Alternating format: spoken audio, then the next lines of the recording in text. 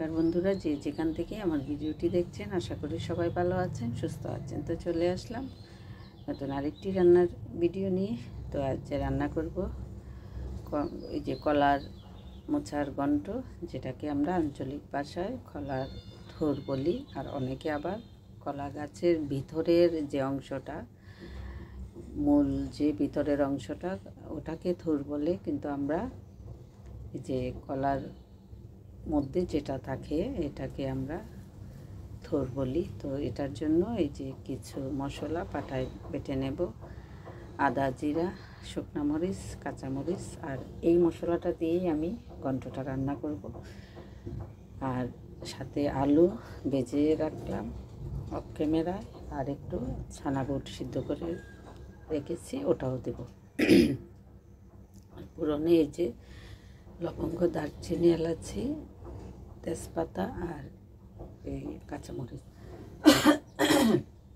ওটা দিয়ে দেব। আমার গলাটা সকাল থেকেই কীরকম জানি একটা কুসকুস করছে, যে ঠান্ডা লাগার যে আগাম সংকেতটা এরকম হয় আমার। আগে থেকেই গলা কুসকুস করে, পরে ঠান্ডাটা লাগে।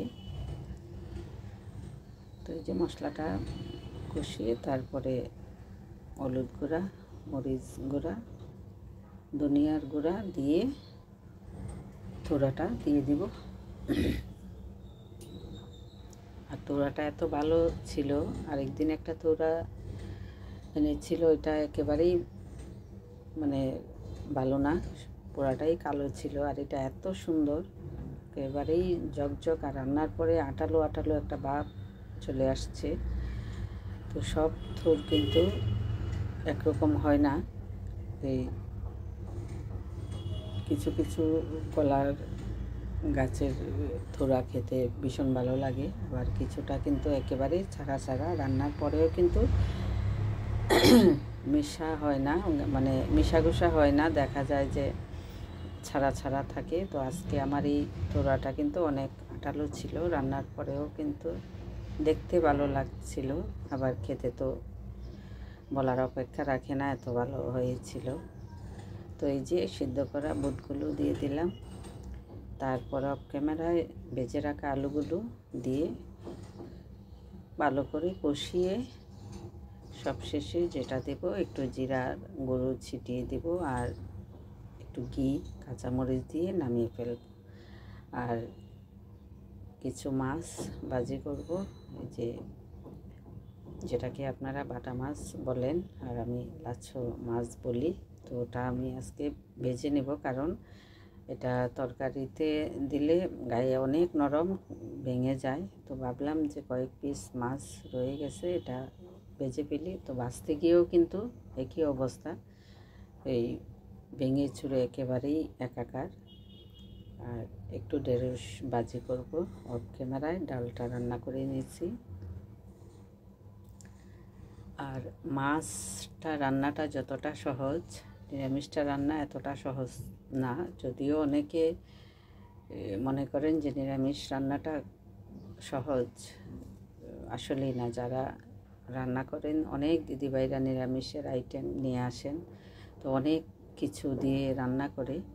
তো দেখি আমি, তো শুধু কড়াইটাই দেখায়, কিন্তু যে মূল আয়োজনটা, এটা তো আমি মানে চোখ বন্ধ করে ভাবি যে এই যে একটা আইটেম নিয়ে চলে আসছেন, কিন্তু এটার পিছনে যে কতটুক শ্রম, কতটুক জিনিসপত্র লাগে, এটা শুধু একজন রাঁধুনি বুঝতে পারে বা জানে।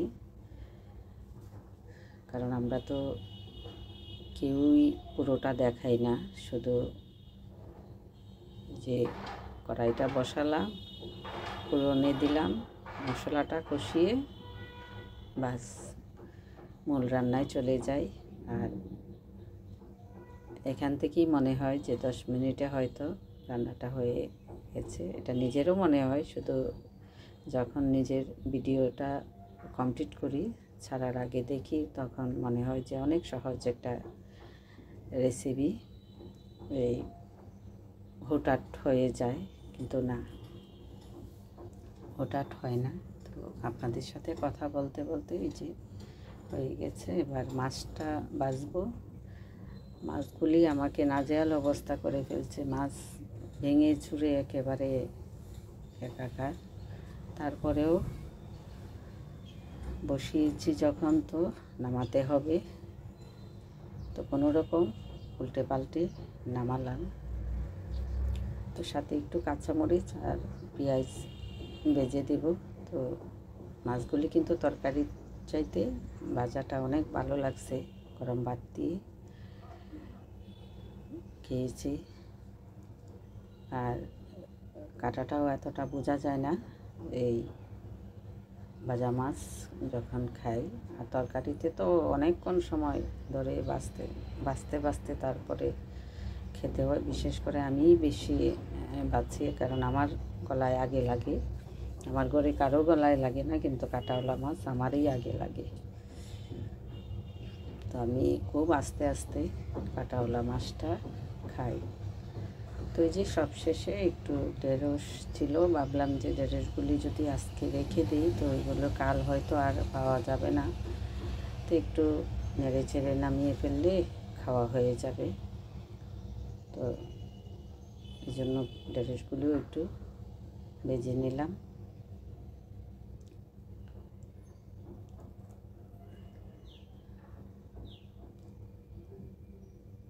তো হয়ে গেছে ঢেঁড়স ভাজিটাও।